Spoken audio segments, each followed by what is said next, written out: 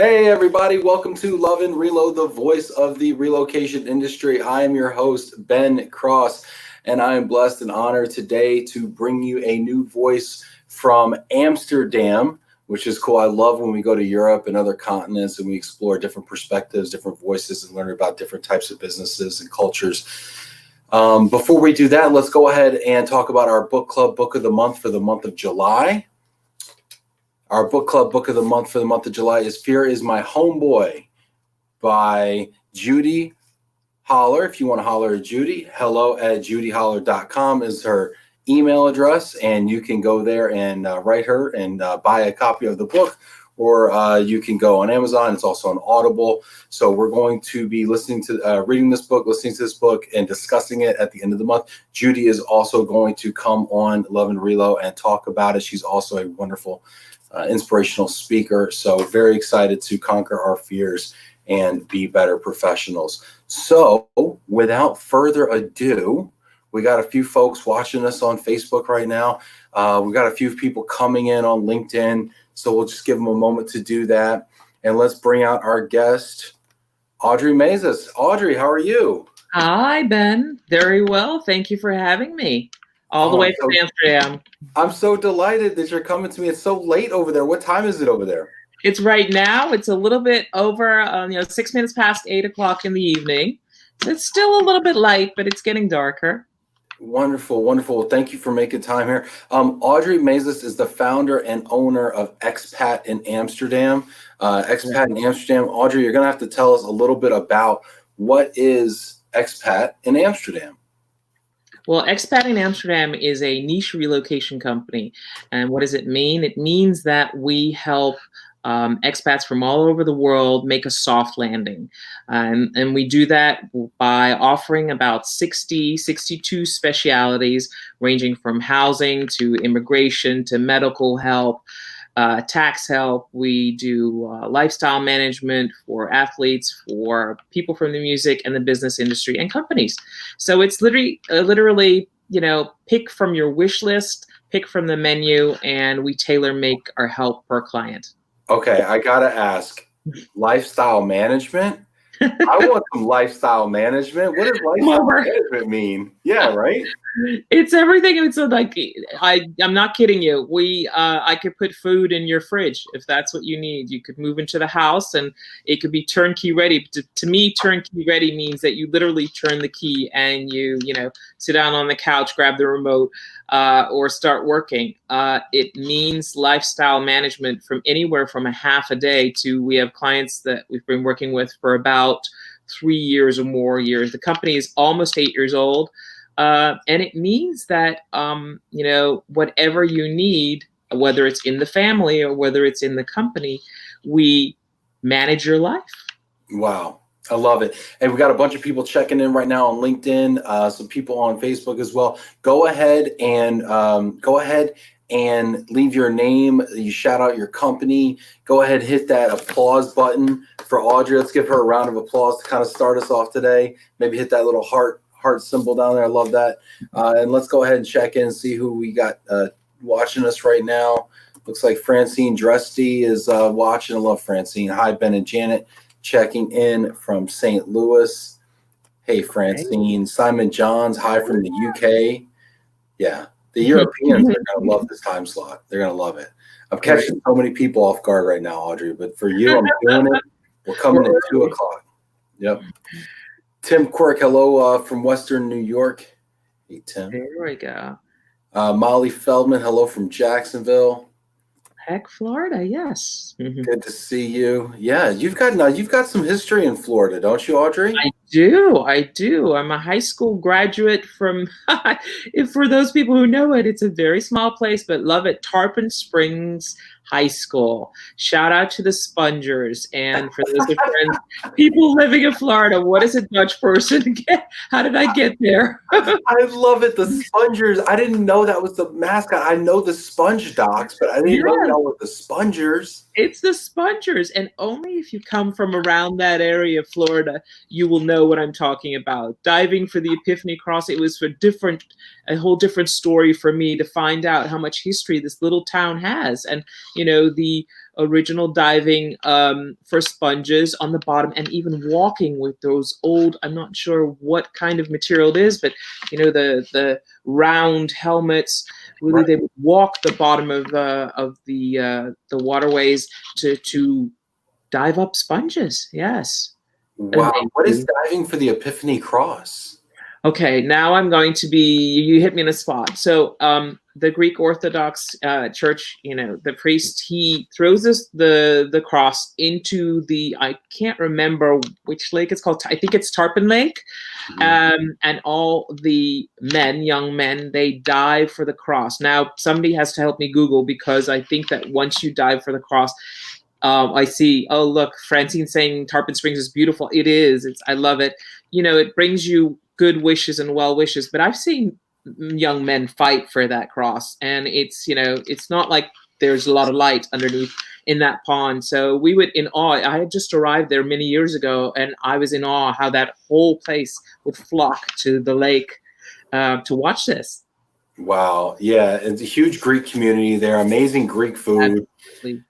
A really fun little tourist boardwalk if you want to go down there, get some Greek food, maybe a couple of cigars, and stuff like that. So yeah, you'd be probably back to my years living in Clearwater. Yes. That's great. Oh, it's great. I love it. So, we see that, I know that the baptism of Jesus Christ is a big tradition, and people are rewarded and blessed when they found the cross. It's amazing that that such a tradition, in such a small place is known worldwide, because Tarpon Springs has quite a big history.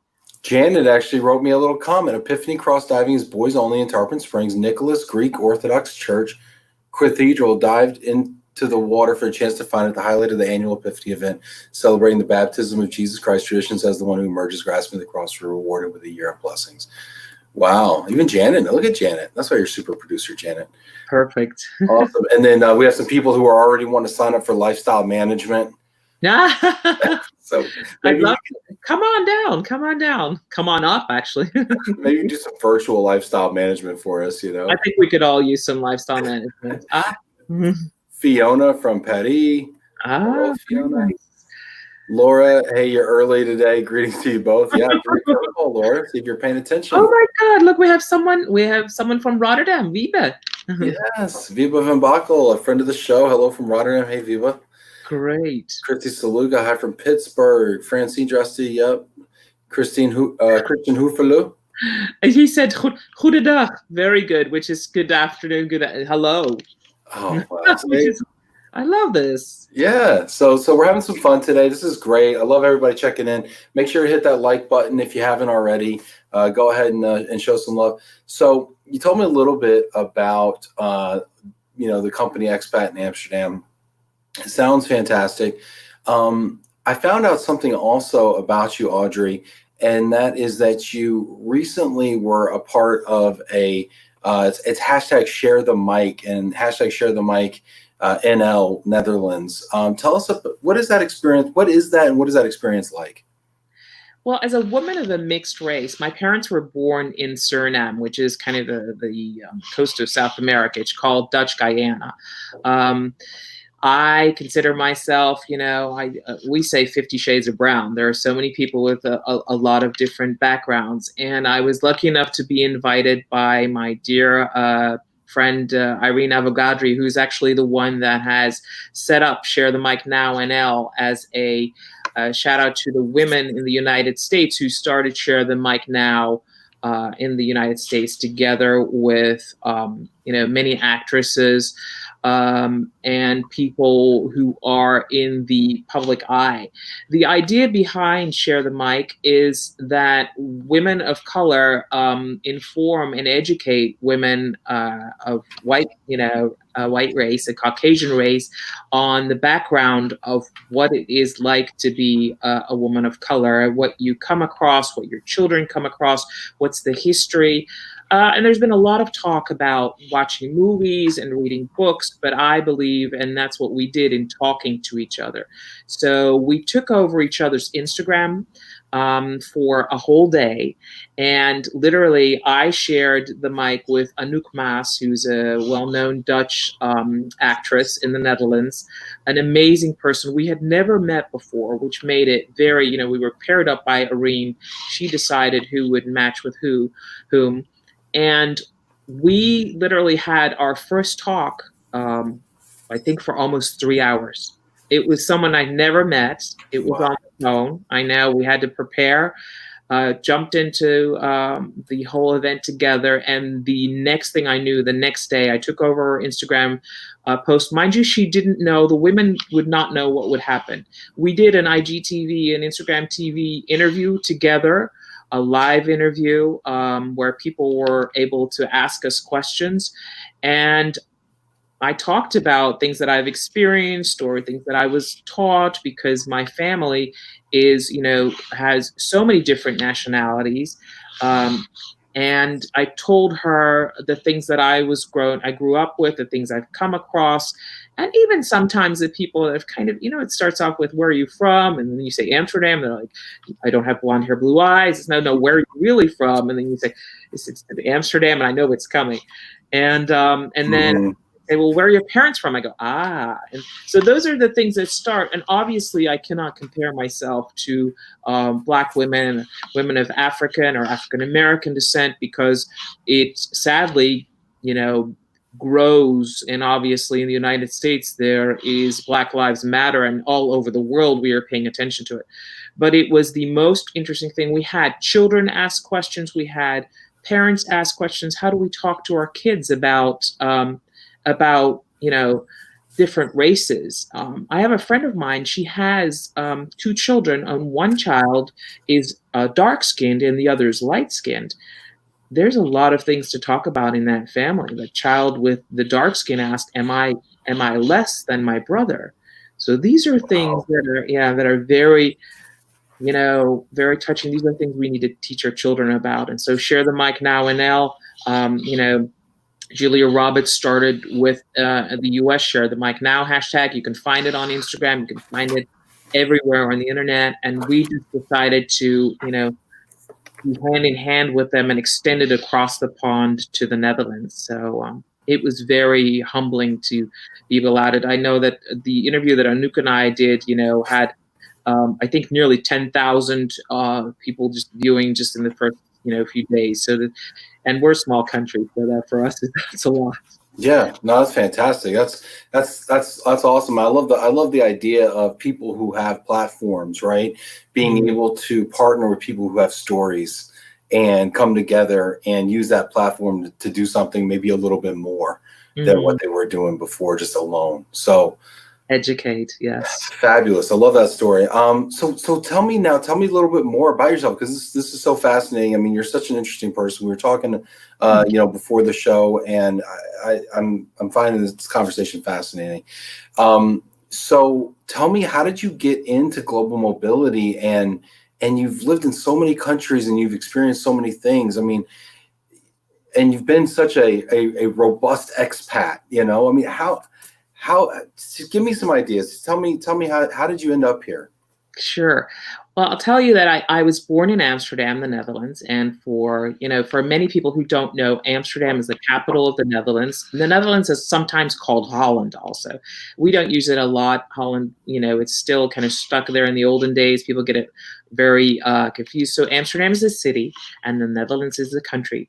I was born there, and I lived there with lots of happiness with my mom and my dad. I have a younger brother who's 5 years younger. And at one point, at the age of 10, I was kind of informed that my dad, who was then a banker, was going to start, relocating. And I had no idea what was going on. I literally thought we're going on holidays and we'll be back in a couple of weeks. Until it started happening. Yeah. It's just a little extended trip. Yeah. So, but I'll tell you, Ben, the first location, I don't know if you've ever been there. If anyone was looking, obviously travel is now a big, has a completely different meaning. But before we had COVID-19, let me put it this way, Tahiti is the first place that we moved to. Now, it's not Haiti, it's Tahiti, which is really the little island near Bora Bora. It's hula skirts, it's black volcanic beach sand. It is paradise on earth. Wow. So I said, yeah, we're going to Tahiti. I had no idea. I think I walked around in a little bikini and a homemade, a little kind of cut up like from palm tree skirt for about a month. We didn't go to school straight away. So you were 10 years old and you had relocated to Tahiti. From Amsterdam, which is where, we have some great weather, but it's, 3/4 of the year, it's kind of cold. And we went to, like 100 plus degrees Fahrenheit, almost 40 degrees. It was amazing. It was literally, coconuts. There's a lot of obviously French influence because the Tahitian fell under, the French at that time, but it was literally going to paradise. And that was the first place that my dad took us. And then about every 2 years, a little bit under 2 years, we would move. And so from Tahiti, the island, we went to Australia. Now that was a big thing because it's a huge continent by itself. It's its own, country with countries in it, because in Australia you can ski and you can go to the beach, and you have all 4 seasons at the same time in one continent. So literally you can go to the beach in Sydney and then go skiing in Perisher Valley and, move back and forth. Moved to Australia. My father got a position in Saudi Arabia. I ended up coming with him in the beginning with my parents, but girls were not allowed to go to school at that time. Wow. Yeah, it was around the Iran-Iraq war. It was a different time. So I went back to boarding school, back and forth, the United States, all over the place. And then sometimes within Australia, more times moving in because it's so big. And the same with the US and the same with, the Netherlands. And so it came down to 17 locations on 4 continents. And 17 I'm sorry. I have to back. 17 locations on 4 continents. You lived in, like you had a permanent address in, your family lived? I tell you that for many years I didn't have my own things. The one first thing my parents would say, my mom would always say, nothing on the wall.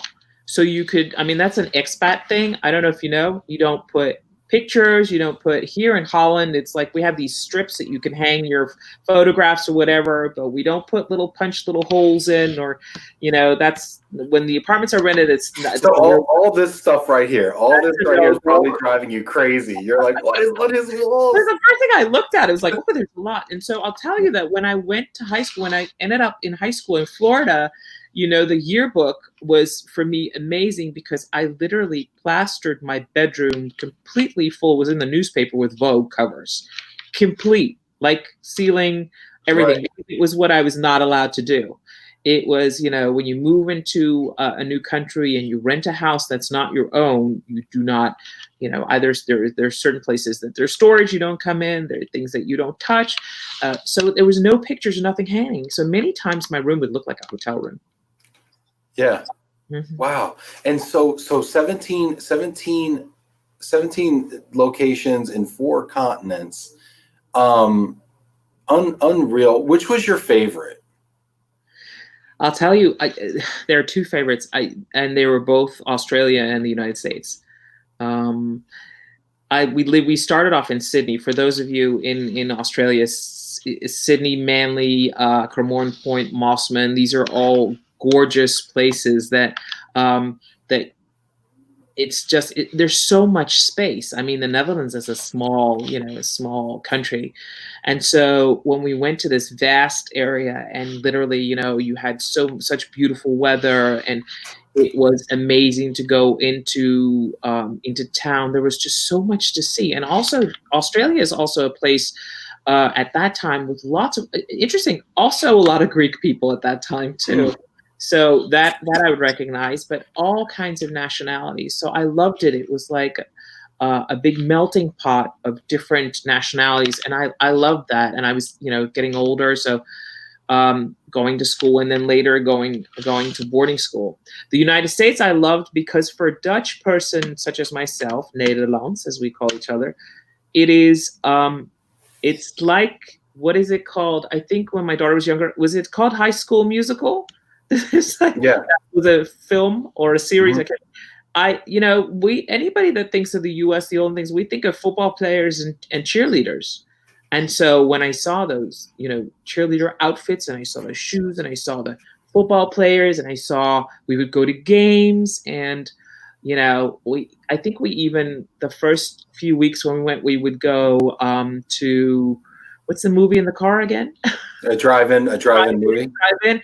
Listen, anything drive-in. When I went to the U.S. and I found out that you could sit in your car and get like money out of the ATM machine or the little thing that would go down, I was like, well, what are we getting out? And it's still today. When I was in Florida actually last August, there was a big joke at my house is that before I got my license, my mom would drop me off at I think it was a Publix, and which is a supermarket. I would stay there. She would come back 2 hours later, and I would start one aisle and I would go and every aisle, because you had everything in one store. We don't have that in Europe. In Amsterdam, so you have a butcher and a baker and yes. Oh, yeah, and we love it. And you're like, kind of sometimes you feel like, but it's great. The first thing I hear from my clients, oh, I gained 20 pounds because there's, you go to the butcher and then you go to the baker, and then he's like, oh, go get some wine, which is great, which is across the street. And then, it takes you three times longer to do groceries. So everybody laughs at Americans because we're so fat. But I mean, let's be honest, if you had everything in one place and you could drive everywhere, I mean, come on, you'd enjoy yourself a little bit too. Let's be honest. That's true. But listen, we Dutch people, we ride bikes. Oh, look at this. So this is Yolanda. This is someone I know. Hi, yo. Yolanda is from the Netherlands. She's saying Holland. Yeah. We used to work together. Actually, she did a lot for my clients. She's been going back and forth. Great to see you, yo. Yeah.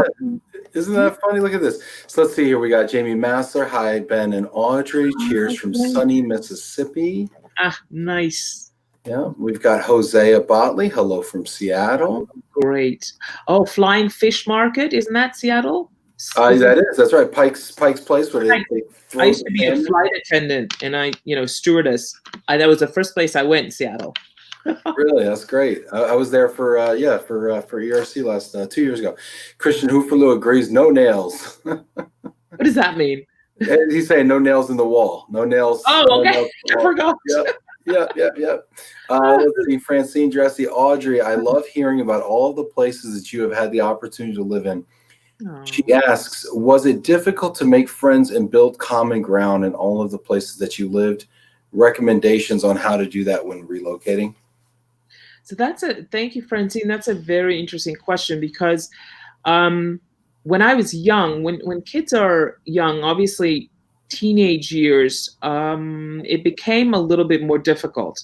I always say young kids, when they're 5, 6, or things like that, everything's an adventure. And even 10 when we went to Tahiti.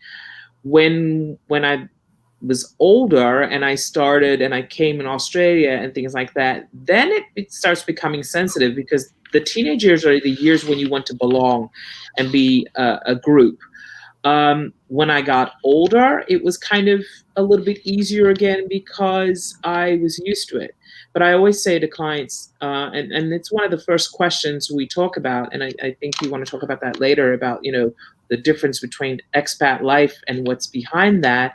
It's kids in the age of about 13, 15, 16. It's a very difficult thing for them to start moving back and forth. They form their groups, their friends. And so at that time, it was a difficult thing. I remember coming to Australia, first going to private school, which is another thing, because a lot of expat kids end up going to private schools. Sometimes they have to, because it depends on the language they speak. And then later I ended up at boarding school.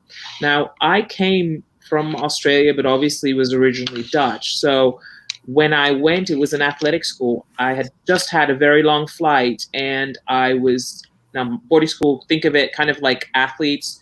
They are shower stalls, and there was no roof on top. So some of the girls thought it would be very funny to throw a bucket of red, white, and blue paint over me. I had purple hair for a week. Oh my gosh. So you have, those are the tricks that sometimes, kids, teenagers can play. And it was it was kind of like, oh, get your act together. So this is my welcome. So those are, those are things that you, so it can be difficult in those areas, but when you're younger, it's okay. When you're older, you get used to it. Christian Hooferlo, every European story, the overwhelming first-time experience in U.S. grocery stores. Excuse me. I think about this too when I'm shopping. I mean, and I've never even been to Europe, but when I'm shopping, I'm like, can you believe how unfathomably blessed we are to have 20 different types of spaghetti? Like, this is just overwhelming too.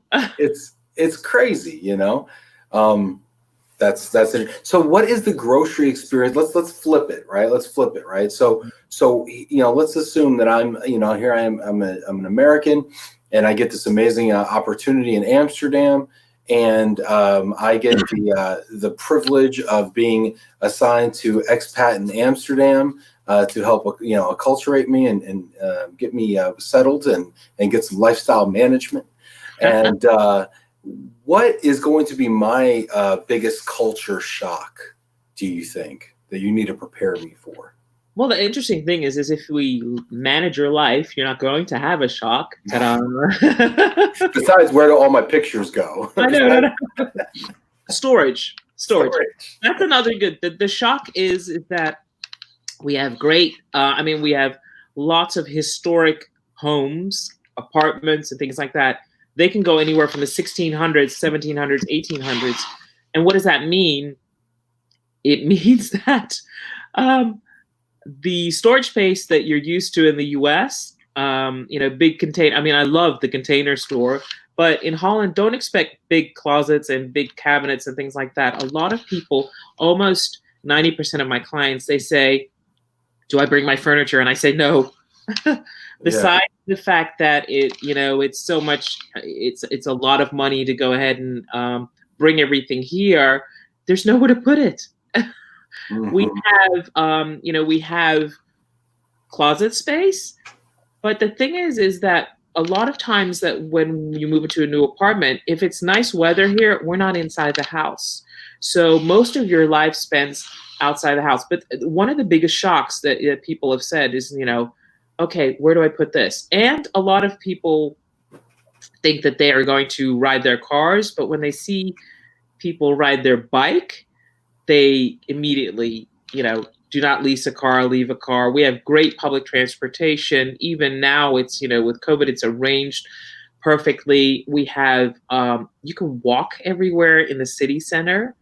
And we also have a very modern form of a subway system. Now, don't think of New York. Think of, with all due respect to New York, because I love the city, but our latest North-South line is a very light, open area, huge spaces, subway side that goes from the north of Amsterdam to the south of Amsterdam, and it stops at every stop every 6 minutes. You do not need a car. It can cost you sometimes up to $9 an hour to park your car. And it's not necessary. So that's another thing, in the US, you get in your car and you go in your car everywhere. Here, you either, take an Uber or you walk or you take the bike or you get public transportation. Are there suburbs though, or does everybody live in the city center? How does the city? There are suburbs, exactly. Around Amsterdam, you have Amstelveen, which is the area, Buitenvelder, which is right next to it. And it's true, the more you live in a suburb, people do have cars. But the amazing thing is, the funny thing is, actually, you take the car, you go into Amsterdam, you leave your car at home. Literally, or you take the tram, which is kind of like San Francisco style trolley, but closed. You literally come to the border, and then, but you don't take your car in because it's not possible. It takes you sometimes 15 minutes to find a parking space. Sure. Yeah. Now, what about things like, let's talk about culture. Let's talk about work. Let's talk about work and how business is done in Amsterdam.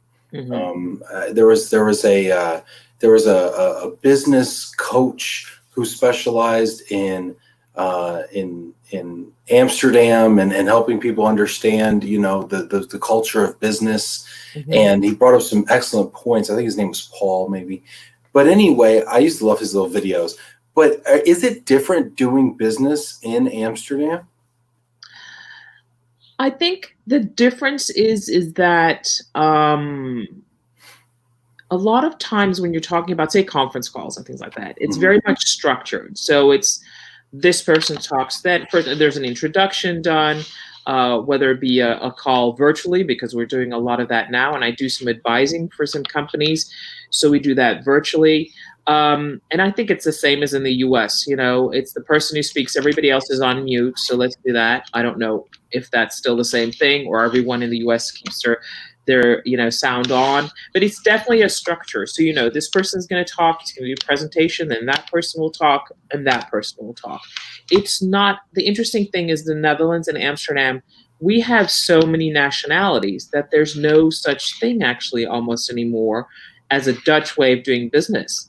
Because in Amsterdam, probably if you and I have a Zoom call with about 5 other people, the other 5 are not Dutch. So, it's changed in the last few years, and it will become more and more international. As far as doing business is concerned, the thing I had to get used to, because I'm Dutch, but yet in many ways I was not, there are certain things back from the Catholic background that, for example, some businesses are closed on Monday morning, and it mainly is stores. It was because they would have, on the one side, the people that worked in the hotels and the restaurants, they would work on Saturday, so then Monday, everything would be closed. Some things are open later on Monday. And that would mean that people who work on the, in the stores, not in the hotels or things like that, would literally just, nobody would be there. Now, when you're doing business in the corporate world, the World Trade Center is not that far away from me. And we have, it's a global mishmash of different cultures and everything like that. It's just like the US, it's like everywhere else. It's a great fast-paced world. I work there a lot. I have worked there previously, and it's not any different in the US. It used to be a lot more toned down here.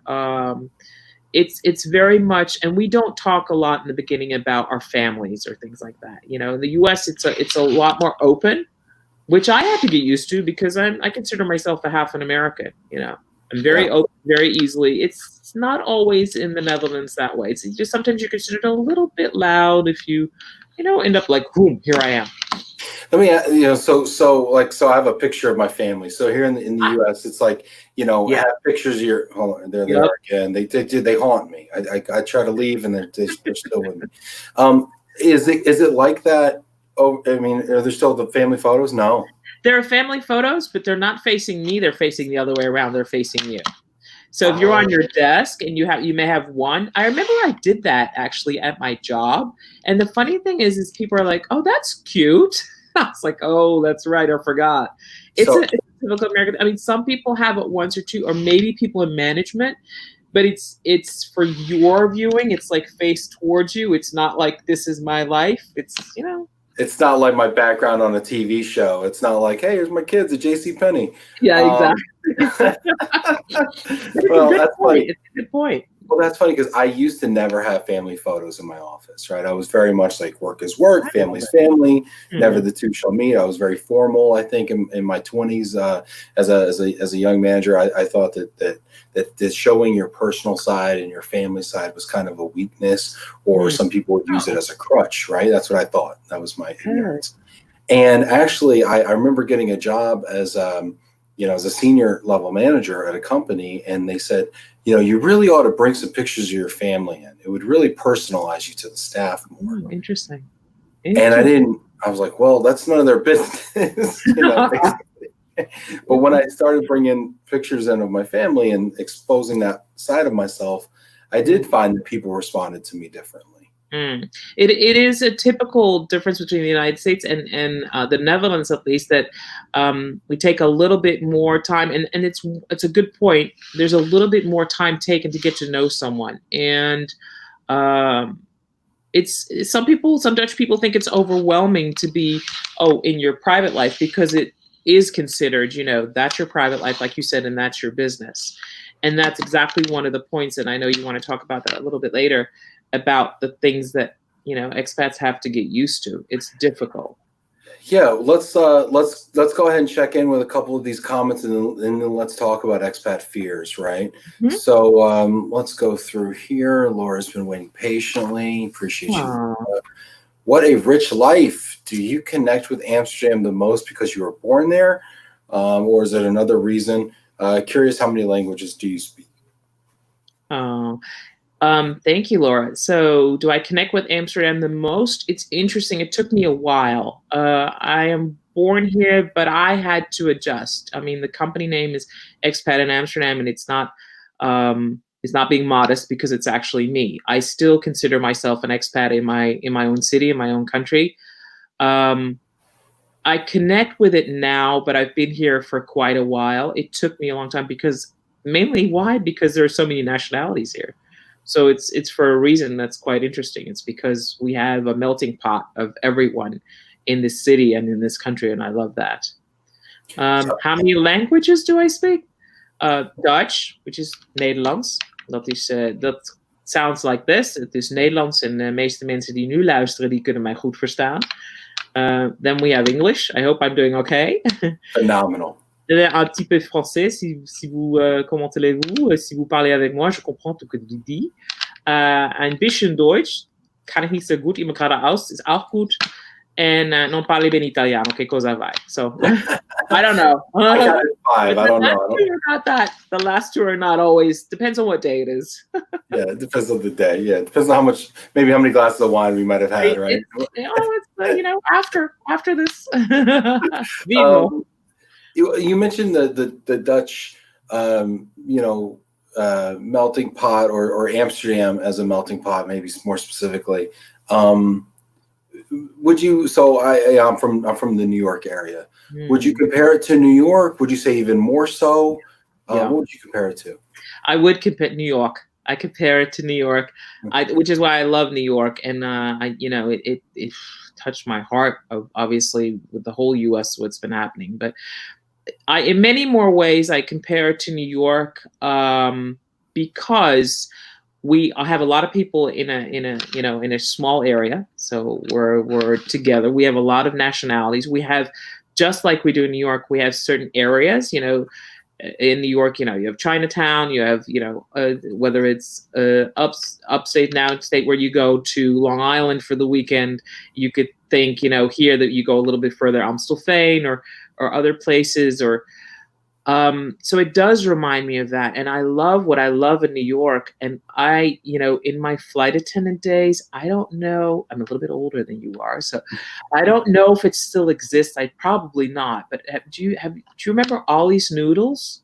I don't know. Ollie's Noodles, okay, no. So for those of you that are my age, which is in the 50s, there was Ollie's Noodles. I loved being able to have such a diverse choice of what to eat, where to go grocery shopping, and to meet different people and to meet different cultures, which is why, you know, I would compare it to Amsterdam. And also the culture. I mean, first of all, God forbid that Broadway is having a shock right now. We in Amsterdam are experiencing the same thing. We have, you know, we have the Van Gogh Museum, we have the Rembrandt, we have a Rijksmuseum, you know, we have everything. Momo, we have concert halls, ballet halls, but these people are being hit the hardest. And so that compares to the creativity and the culture of New York, which is where people from all over the world come from to come to see, is what, you know, what I do compare those two cities to each other. What I do compare them to. Love it, absolutely love it. You're getting me so interested in visiting Amsterdam. Come on down, down. I'm thrilled. I would love to. Simon John says, in the UK, garages are storage spaces. Nobody puts a car in the garage. I also think from personal experiences, the Dutch are really friendly and have a similar sense of humor to the Brits. What is that Dutch humor like? You know when you tell a joke and nobody laughs? That's what Dutch humor is like. You tell a joke, they think it's really funny, they don't laugh, then they wait for you to croak, and then 10 minutes later, then they start laughing. And that's kind of Dutch and British humor. Oh, I love it. I love it. I love Yeah, it. I love it. Oh, that's great. I love it. Yeah. Laura says, yes, Ollie's Noodles the best, Oh. but honestly, I don't think they are around. No, it's a long time ago. It was a tradition. Yeah, soups and everything like that. I love the delis also in New York. Oh my goodness. So this is funny. So there's Marika. This is hilarious. This is an old former flight attendant friend of mine who I haven't seen in years. All the way. Hi. And Oche is my so Audrey, or actually Audrey Lynn is my full name. So Oche is what my friends would call, what would you call that in the US? Nickname. There you go. Nickname. Oche. Oh God. Unbelievable. Where do these people find me? Facebook. It's everywhere. Oh, that's great. Janet Turner, I've been to Amsterdam and Eindhoven. Eindhoven, the capital. Philips, Philips Lighting worldwide. Eindhoven head capital. Oh, I love it, Janet. Yes, absolutely. Katie Linehan, Ben, Amsterdam must be on your list. Beautiful with beautifully hospitable people. Oh, well, that's fantastic. No, you're really selling it right now. Loving it. Loving it. But before we get into the fears of, I want to stay on this kick about why Amsterdam's great. So I know 5 things about Amsterdam, or I think I know 5 things about Amsterdam. I know that they have cannabis coffee shops. I know that there's a red light district. I know that there are wonderful Dutch, Dutch painters and Dutch master artists in the museums. I know that there are a lot of tulips and a lot of windmills, or at least that's what I think of when I think of Amsterdam. Pretty good. Pretty good. What am I missing, or what do I definitely need to consider about Amsterdam? Well, you forgot cheese. Cheese. You got cheese along with France, whom we're competing with. There are so many cheeses. You can have a different cheese every day. So and we have cheese fondue. Do they have cheese fondue in the US? Yeah, but it's a special occasion thing. Like you go to the melting pot for your anniversary, you spend $200. It's more Swiss, but I mean, we love cheese fondue. What else do you have? You have so many things, so many different things that we have. Like you said, obviously the museums are amazing. We have the National Ballet. We have in a small country, we have certain different areas. Now, the top of the Netherlands, you have actually, and I know that in the next few weeks, a lot of people, where do we go on holidays? Because most people are staying home, and that's a whole different story. But we have islands, and it's called TVTAS is the way the kids remember it. T is for Texel, V is for Vlieland. These are different names. Terschelling, Ameland, Schiermonnikoog, and you have all the little islands. Now, they're on top of the Netherlands, and these are places that many expats have never been to. And I know that the last few weeks, I did as a former board member for the American Women's Club, also I did a blog on where to go now with COVID and what's safe and everything. We have in the Netherlands, we have areas, we have Watlopen, which are where you have,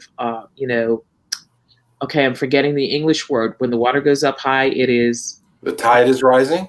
Tide is rising, and so it's high and low tide? High and low tide, yes. Okay, so in Holland, we have a place where you go Watlopen. So what you do is you put on old school boots, and it's kind of like sinking in mud almost. You start walking. It's where they train the Marines. You start, because they get backpacks and a lot of stuff to carry, and your feet are like getting sucked into the mud. Yeah. So when it's low tide, you can walk, and it's a couple of hours, and then you have to be back in high tide, else you have to swim. So this is an amazing part of Holland that people have never been. The Wadden, it's called. Never been to. This little country has so many beautiful areas, and those little islands are where people are going now. We also have Zeeland. We have, Friesland, the area where we have scootjeseiling, which are Frisian huge built boats out of wood. You take the kids and you go back in time on these boats. We have so many different places. Wow, this is that sounds amazing. Viva chimes in. These islands are great. Oh, go to Terschelling. There you go. He's going to take me to a great bar. How do you say? Yep, Terschelling. It's amazing. Groene Weide, the green pastures. It's an amazing place. That's funny. He knows what he's talking about. I love it. It sounds like we're gonna the three of us might have to meet there. We may not come back. Damster. That's funny. What is Damster? Well, Damster is actually across the Dam, is what we call it. It's across from the palace. Many had a hazy weekend. Well, so here's the big joke. So many people around the world that think that Amsterdam, the Netherlands, that we have cannabis and drugs and everything, floating. Well, let me wake everyone up. Please. We touch people, it's illegal. So there are places called coffee shops, which is the biggest joke that we haven't played on people. We play on friends. When my school, high school, or college friends come back, they say, "Oh, let's go to a coffee shop and have coffee." I said, in Amsterdam, a coffee shop is where you have soft drugs. It's not where you have coffee. A cafe, like French style, is where you have coffee. So many people walked in and have gone like, what's been going on? So that's what he means by a hazy weekend. But actually, it's actually illegal to have a certain amount. So the interesting thing is, we Dutch, or we people from Amsterdam, we don't see Dutch people walking around with, what's called a joint or whatever. We see Americans walk around, eating space cake or whatever. The thing is, we have a high tolerancy level, which is why, as far as that's concerned, drugs, or soft drugs, let me put it that way, and wine, we don't have. And I remember that in the United States, people getting into huge accidents because of drunk driving. Because here at the age of 18, you're allowed to have alcohol and you're allowed to buy alcohol. So our kids, I have a 20-year-old daughter, she wasn't even interested in having a glass of wine or dinner the first time when she turned 18, because it's not a big deal, because it's legal. Mm-hmm. So it's what I'm trying to think. It's funny now. I'm having the policy is that don't abuse, obviously, the laws, and the same thing. Obviously, a red light district, you can think everything you want. I remember, coming back from the U.S. and thinking, wow, most women that work in the red light district are not Dutch, but tell you it is swarming with undercover police officers checking and making sure that everyone's safe. I know it's going out there for a lot of people who think, and there's something to be said about should it be something that should be legal, but I won't go into that politically. I'll leave that to other people. All I can say is that in all the years that our city and our country has allowed this, it has always been safe. So, it is there. Yeah, it's there to debate for everyone. Yeah. That's such an interesting perspective, because I think people have very calcified ideas around the taboos that we've just kind of briefly touched on. And I think it's always interesting to see how other countries handle things. Mm-hmm. Janet says Philips Electronics was a loyal client for many years. Good client, Janet. Yeah. You spoke about them. Oh my God, Pat's Deli. That's New York. Pat's Deli, yes. That's one of my favorite places in New York. And I will tell you something that I think will also, that may make you shed a tear. Carnegie Deli, I believe, is closed now. Are you serious? I know. I believe the flagship location in the theater district of New York, I believe, closed a couple years ago. So anyway, but Cat's pastrami was amazing. On rye, yummy. Pastrami on rye. But let's talk about the fears, though, the expats have about coming to Amsterdam, and what is some of the work that you have to do with professionals that relocate and families that relocate to the area? Well, great question. The interesting thing is when I first started, which is 7.5, 8 years ago almost, the first connection you make with families or even with companies is virtual. So the interesting thing is now with these past few months with COVID, with everyone being on Zoom, and I've been doing that for a long time because it's the only way for me. I think it's important for people to see me and for me to see them, and it's a form of trust. So that's always for me the first introduction to my clients. So at the same time, you're talking and you're literally entering into someone's home before, they move to the Netherlands to create their new home. And it's very interesting how it is most of the time quite, some people choose, only a couple of weeks to organize this. Some people have not organized anything. Some people are like, we're coming, and then I have to be the bearer of bad tidings and say, well, you have a little bit of homework to do because you can't just come. But what happens a lot of times is, or has happened a lot of times, is during that virtual introduction, I've had people argue. And so it's very interesting because I would literally go like, okay, like that. And I have before asked, should I leave or should everything? No. And it would be something simple. At one point I remember is we would talk about the dog and, animals have to be quarantined or not for, besides not even has nothing to do with COVID. And I said, so is the dog coming? And, I would have the dog's name as a family member. And, I literally remember that husband and wife were not in the same location. So we had a split screen and the husband said no and the wife said yes. And I went, okay. Yeah, like the Brady Bunch, it was like, well, they would be arguing for 5 minutes, which is a long time, on what was happening. So those are the cute things, but they're part of the stress things. And then when you get into a little bit further, what happens a lot of times, and many times when clients have already come here, there's a sense of guilt. And it could be the husband, but it could also be the wife, because it depends on whom gets the contract. And I've had people literally land here and pick them up from the airport, stand in front of the house, tears coming down their eyes, being very happy.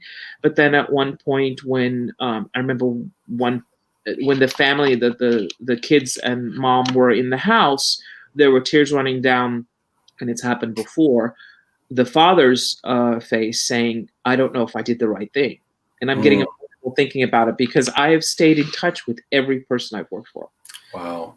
And, we get cards for my birthday. I've had, I have furniture in my house that people are like, here, Audrey, you take it. We don't want to sell it. I'm known for, once every now and then I kind of tell people, okay, who needs this, who needs that, or it's for like a small price. And we give it to shelters, the money that we get from furniture from clients I leave. But it's happened many more times where either husband or wife, it's one-time wife, but have stood there and have literally had tears around their eyes because they feel guilty. Because it's a great job, it's a new opportunity, yet the kids are pulled out of school, could be a little bit earlier, which happened to me when I was young. Pulled out of school early. Grandparents are not happy because you're taking our grandchildren away from the area, as you all probably know. The interesting thing, that the part that's never talked about, it's the friends that are left behind. And sometimes you have, as we call repats, people that come back to their place of birth or the place that they left, and then they're not able to have conversations such as, I went to Barcelona for the weekend, which here, is the same. It is cheaper than going to your nearest state to fly, because flying in the U.S. So suddenly people change, and even before they land, they're afraid to call their friends and say, look, we live in a great house. It could be a small apartment, doesn't matter, but Europe has a lot to offer, and in a short distance. You can, whether you take the train, whether you take the car, you can be in Italy, you can be, it takes, 3 hours on the train to Paris from Amsterdam. Smack the city, I want to ask Audrey, you mentioned something about the friendships that are strained, and you mentioned, they can't just say they went to Barcelona for the weekend. What is that, do you think, that makes them hesitant or makes them feel maybe like they can't relate? Or What is that feeling, you know? I think it's I've known it because I've been told, and not that long ago. The United States, for example, is not just the U.S. It can be other parts of the world too. But let's take the U.S. The U.S. is so big that every state is almost a different country. It's run by a governor, which for us is almost like a prime minister, or the same way we run different countries. Many people in the U.S. who are have great jobs, or have a very rich life in the sense of have experienced a lot of things, it could never have maybe been out of the country. And it is very confronting when you come to Europe. And I've had clients who just started out and have literally, been to more countries I've ever been to because it's possible. It's not that expensive. I am dumbfounded at how expensive, even before COVID, flying has become. Going from the East Coast to the West Coast, your ticket is more expensive than flying to Europe.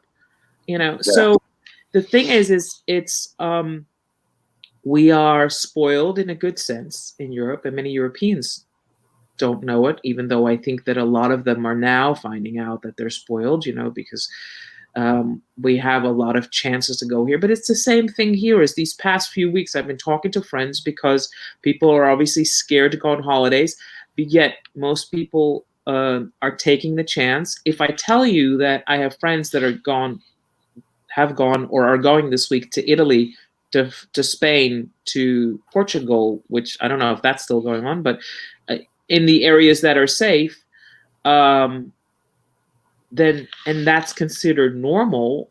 It's still a different country, and going on Lake Como for Italy, which is not one of the cheapest places, but you can't share it for everyone, and it's difficult because some people may also want to go there but never get a chance. Does it feel elitist, do you think, or it's like so maybe you're rubbing someone's nose in it, or they can't All have of these the above. experiences? Yeah. Yeah, all of the above. And yet, if we would trade with the people that maybe find it difficult to talk about, then they would understand, because it's not elitist at all. It's just we have a lot more opportunity because the borders are closer, and things are less expensive here as far as Yeah. if you compare it to the US. And we have different structures. I am almost amazed that when you do groceries in the US, then when you get to the cash register, you have to pay anywhere from 7 to 9% extra tax. And in the beginning, I was like, "What's this? We don't have that." Like $50 groceries. That it's $50 groceries. So it's expensive for a lot of people. What other issues culturally do you see, or what is one of the biggest challenges that an expat might have coming to Amsterdam? Is it around culture? Is it around real estate? Is it around schools? I mean, what should people know that are global mobility professionals watching this? What I notice, and what surprises me that it hasn't changed that much, is that people stay in the expat bubble. I hear from Dutch people, oh, we sometimes have like a party in the street for the people that live in the street in the area, and they're like, excuse me, I'm sorry, and like we don't want to invite them because maybe they it's too confronting or things like that. I think, sorry, I'm a little. Oh, that's fine. Take a moment. Take a moment while you do that. Christian Hooferlu had some comments on language there. I'll let you. That's funny.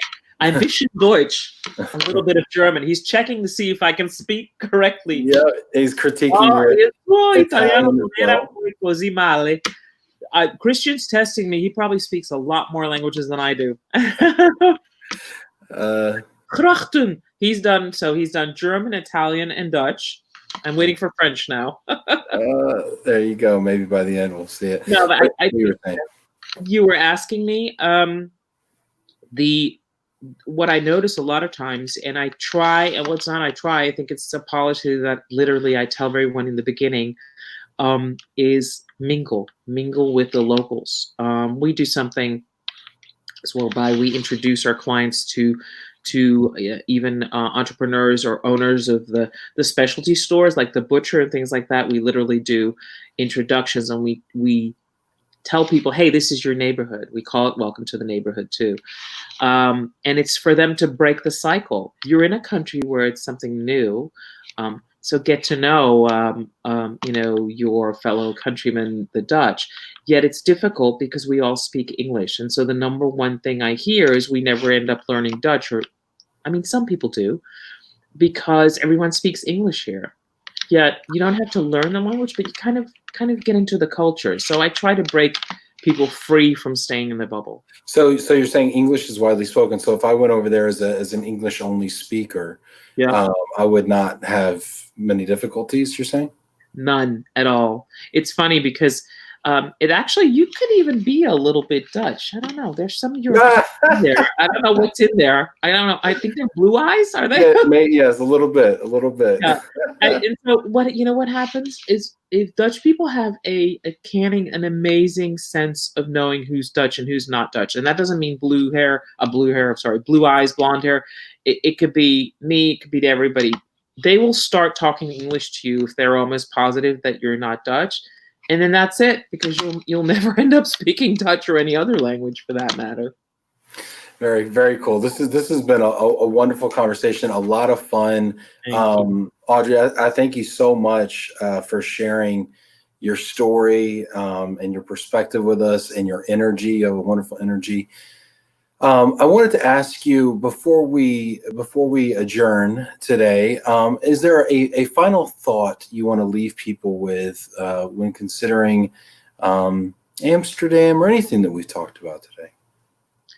I think the thing about relocation, and in your program's called Love and Relo, is just do your homework. I think read a lot, but besides reading, watch YouTube videos about what it's like.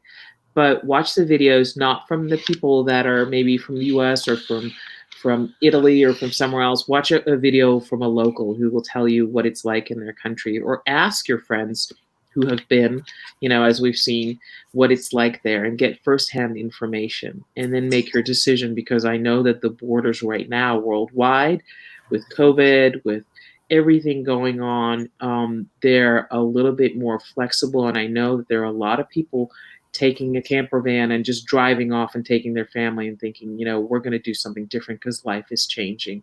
So do your homework and follow your dream and find out where you really want to be, because it's very important for you to be happy. I love that. That's fantastic. I would normally leave it right there, but I trust Christian maybe too much. And he says, I have to ask about herring and onions. Christian's hilarious. So we eat raw herring, and it's literally in one piece, and we eat it. We dip it in little pieces of onions, and also kind of like pickles. You get it. You either do with pickles or herring, and then we eat it like this. It goes down the hatch. Like how a seal would eat it or something, right? Yeah, it's like you grab it by the tail, and you could see people. I've brought clients and they ran. They're like, no, and then I told them it's like sushi. It's not like sushi. Yeah, sorry. Is it alive? Is it wiggling? No, its head's cut off, but it's raw. It's all raw. Just Google, Dutch herring and onions, and you'll see. But we also have given them a present when we've done it. It's the best vitamin C there is. But yeah, it's very Dutch. Christian's traveled a lot. That's wonderful. People really enjoyed hearing from you today, Audrey. Thank you. This has been a real blessing. Thank you so much for stopping by. I really appreciate it. And thanks to everybody who chimed in today. Appreciated the questions and the comments. I think we all had a lot of fun today, kind of transporting to Amsterdam for the afternoon. Audrey, thank you again for being with us today. Thank you very much, Ben. It's been a pleasure. Take care, everybody. See you tomorrow.